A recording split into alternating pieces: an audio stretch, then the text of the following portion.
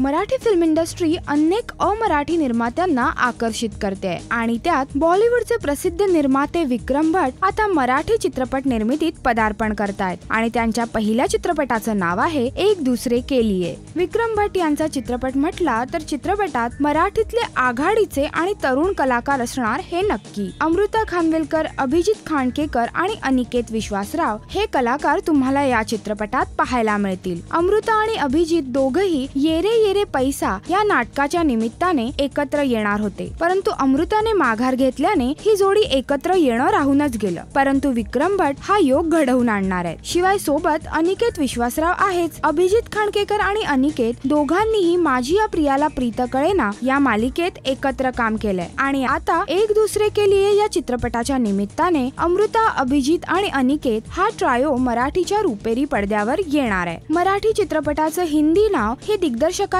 इच्छा आहे असंही निर्मात्यांनी स्पष्ट केलंय। विक्रम भटचा हा मराठी चित्रपट काय असणार आहे हे अजून कळलेलं नाहीये, परंतु 2013च्या अखेरीस हा चित्रपट तुमच्या भेटीला येतोय हे नक्की। राजश्री मराठी करिता श्वेतांबरा सावंत। नमस्कार, मी अभिजित खांडकेकर आणि तुम्ही मला पाहत आहात राजश्री मराठी।